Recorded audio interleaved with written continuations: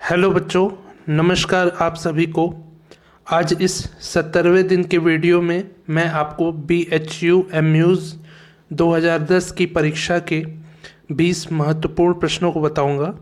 ये सभी प्रश्न 2010 की परीक्षा में पूछे जा चुके हैं और आने वाली प्रतियोगी परीक्षाओं में भी पूछे जा सकते हैं, इसलिए आप इस वीडियो को बिना स्किप किए पूरा अवश्य देखिएगा, ठीक है। तो आइए देर न करते हुए इन प्रश्नों को देखते हैं। तो आज का पहला प्रश्न है, बीकानेर के राजा अनूप सिंह के दरबार में थे। बीकानेर के राजा अनूप सिंह जी के दरबार में थे भाव भट्ट। दूसरा प्रश्न है, गीत गोविंद की टीका रसिक प्रिया के रचयिता हैं। गीत गोविंद की टीका रसिक प्रिया के रचयिता हैं राणा कुंभा जी। राणा कुंभा जी ने गीत गोविंद की जो टीका लिखी जाती है उस टीका का नाम था रसिक प्रिया, जिसके रचयिता हैं। तीसरा प्रश्न है, गीत गोविंद ग्रंथ को लिखा है। गीत गोविंद ग्रंथ को जयदेव जी ने लिखा है। चौथा प्रश्न है, तीन ताल और चौताल में अनुपात होता है। तीन ताल और चौताल में 4:3 का अनुपात होता है।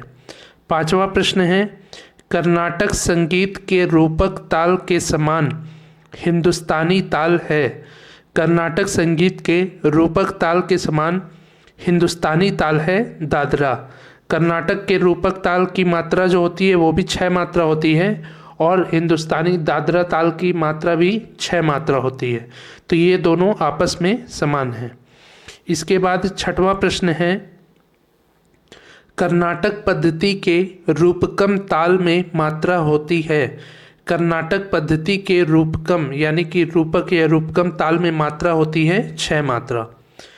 सातवां प्रश्न है, ताल के साथ शैली का भी नाम है। तो ताल का भी नाम है और शैली का भी नाम है।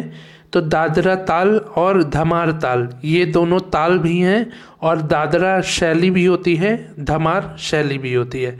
दादरा एक गायकी होती है जो बनारस घराने की सबसे मशहूर है दादरा, और धमार भी एक शैली है और ताल भी है। इसके बाद आठवां प्रश्न है, त्रिताल से मिलता जुलता है। त्रिताल यानी कि 3 ताल से मिलता जुलता है तिलवाड़ा ताल, पंजाबी ताल, जत ताल। इन तीनों तालों की मात्रा जो होती है 16 मात्रा होती है और 3 ताल की मात्रा भी 16 मात्रा होती है। तो तिलवाड़ा, त्रिताल, पंजाबी ताल, जत ताल ये सभी तालें मिलती जुलती हैं, 16 मात्रा की हैं। 9वां प्रश्न है, त्रिताल से मिलता जुलता ताल नहीं है। तो धमार ताल त्रिताल से मिलता जुलता ताल नहीं है। 10वां प्रश्न है, जोड़ी में 1.5 गुण 2 में 3 मात्रा स्वाभाविक रूप से आती है।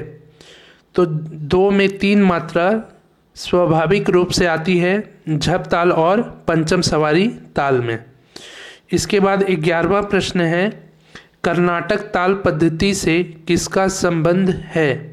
कर्नाटक ताल पद्धति से संकीर्ण का संबंध है। संकीर्ण एक जाति होती है कर्नाटक ताल पद्धति में, तो कर्नाटक ताल पद्धति से संकीर्ण का संबंध है।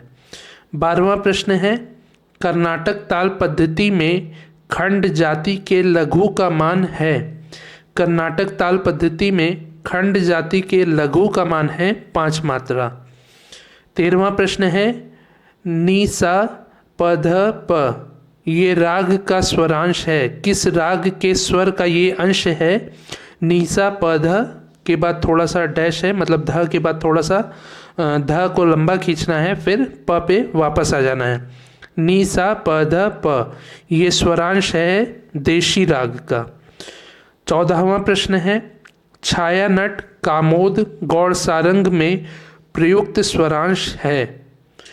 तो छाया नट, कामोद, गौड़ सारंग इन तीनों राग में जो स्वरांश यानी कि स्वर प्रयुक्त होता है वो है प, प, सा, फिर सा सा रे सा। ये जो स्वर अंश है ये छाया नट, कामोद और गौड़ सारंग इन तीनों रागों में प्रयोग किया जाता है। 15वां प्रश्न है, वाद्य और ताल के लिए उभयनिष्ठ नाम है। तो रुद्र वाद्य और ताल के लिए उभयनिष्ठ नाम है। इसके बाद 16वां प्रश्न है, देवता जिनका संगीत से संबंध नहीं है।